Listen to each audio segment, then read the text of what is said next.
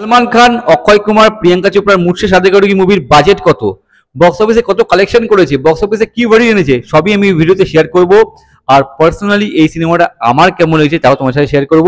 Video বেশি বড় হবে না, পারলে পুরো দেখো, আশা করছি তোমাদের ভালো লাগবে। আর যদি ভালো লাগে তাহলে একটা লাইক অবশ্যই করে দিয়ে যেও। So friends, welcome back to my channel. আজ 7 আগস্ট 2025 বৃহস্পতিবার। ওয়েদার ভালো, মেঘলা ওয়েদার, ঠান্ডা ভাব আছে। আর সবার মাঝখানে আমি ভিডিওটা শ্যুট করছি। আর ভালো লাগছে এই কারণে, কেননা এক মাস পরেই পুজোর আমেজ। পরে সেপ্টেম্বরে 28 তারিখে ষষ্ঠী, 21 তারিখে মহালয়। আর আমার আগাগোড়াই পুজোর এক মাস বা 1.5 মাস আগের থেকে যে সময়টা থাকে আমার বেশ ভালো লাগে, কারণ পুজো আসছে।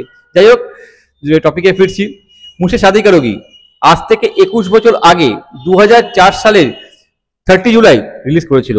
মুখ্য চরিত্রে ছিল সলমান খান, অক্ষয় কুমার, প্রিয়াঙ্কা চোপড়া, অমরিশ পুরী, রাজপাল যাদব, কাদের খান, সুপ্রিয়া কার্নিক, বিন্দু দারা সিং, আরো অনেকে ছিল।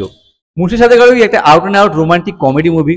প্রডিউস করেছিল সাজিদ নাজিয়ারওয়ালা, ডাইরেক্ট করেছিল ডেভিড দেওয়ান, লিখেছিল আনিস বাজমি, মিউজিক দিয়েছিল আনু মালিক আর সাজিদ ওয়াজিদ। এবার যদি বাজেট আর বক্স অফিস নিয়ে আলোচনা করি, মুর্শে সাদেগরির বাজেট ছিল 19 কোটি। আর প্রথম দিন বক্স অফিসে ইনকাম করেছিল 2,45,00,000। আর প্রথম উইকের শেষে কালেকশন ছিল 12,21,00,000। আর এই মুভিটার overall net India life time collection ছিল 29,11,00,000। বক্স অফিসে হিট হয়েছিল। স্ক্রিনশট দেওয়া আছে, পজ করে তোমরা ডেটা চেক করতে পারো। এবার যদি আমার পার্সোনাল রিভিউ শেয়ার করি, আমার তো ব্যাপক লেগেছে, আউটস্ট্যান্ডিং মুভি, ব্যাপক লেগেছে আমার। যখনই সুযোগ পাই আমি এই সিনেমাটা দেখি, আমার ব্যাপক লাগে। শুরু থেকে শেষ অবধি একটুও বোর নেই। তোমাকে ভরপুর মস্তি দেবে বস এই সিনেমাটা। যদি না দেখে থাকো বস, এই সিনেমাটা দেখতে পারো।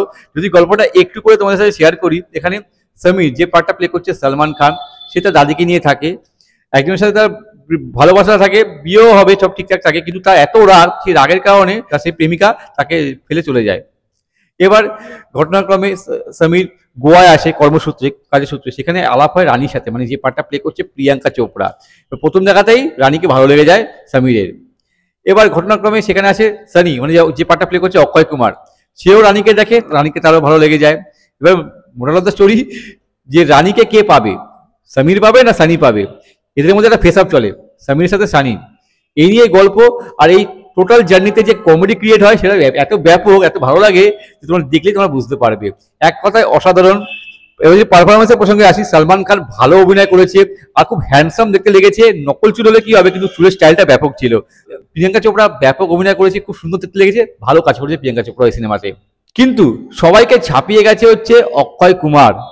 মানে যখন থেকে এন্ট্রি সিন নিচ্ছে, আউটস্ট্যান্ডিং, যেরকম অভিনয় করেছে, পারফরমেন্স দিচ্ছে, সেরকম কমেডি করেছে ব্যাপক। অক্ষয় কুমার এক কথায় অসাধারণ। এই সিনেমার সোল বলতে পারো অক্ষয় কুমারকে, আউটস্ট্যান্ডিং পারফরমেন্স অক্ষয় কুমারের। আরো যারা যারা ছিল, অমরিশ পুরী ভালো কাজ করেছে। আমাকে কাদের খানকে ব্যাপক লেগেছে সিনেমাতে, তার রোলটাও বেশ ভালো লেখা হয়েছে। সে ভুলে যায়, কখনো সে বাচ্চা, কখনো সে অন্ধ, কখনো সে বোবা, বিভিন্ন ধরনের রোগ তার মধ্যে থাকে। কমেডি হিসেবে দেখানো হয়েছে। তার মানে তার মাথায় বলে একটা গুলি নাকি আটকে আছে, এই জন্য সে একই দিন একই রকম হয়ে যায়। সেই সিনগুলো ব্যাপক, তুমি যখন দেখবে তোমরা, কাদের খান ব্যাপক অভিনয় করেছে, ব্যাপক কাজ করেছে। আমার হেভি লেগেছে কাদের খানকে। আরো যারা যারা ছিল নিয়ে নিয়ে জায়গায় ভালো কাজ করেছে।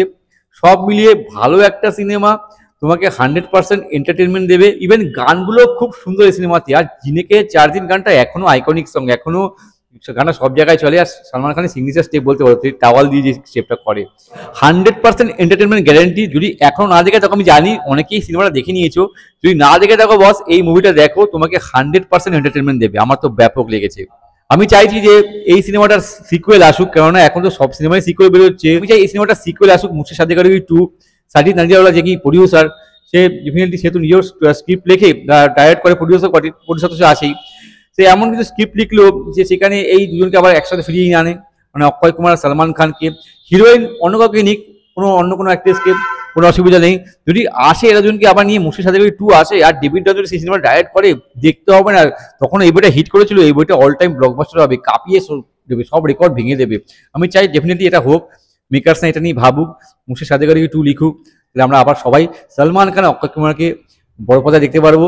কেননা সেই 2004 সালে মুর্শে সাদেগরি, তারপরে একটা 2006 সালে জানেমান করেছিল, তারপর থেকে এর জন্য একসাথে ফুল ফ্লেজ রোলে আসেনি। তো আমি চাই এটা হোক। ব্যাপক হবে। তোমাদের কি মত অবশ্যই কমেন্টে জানিও।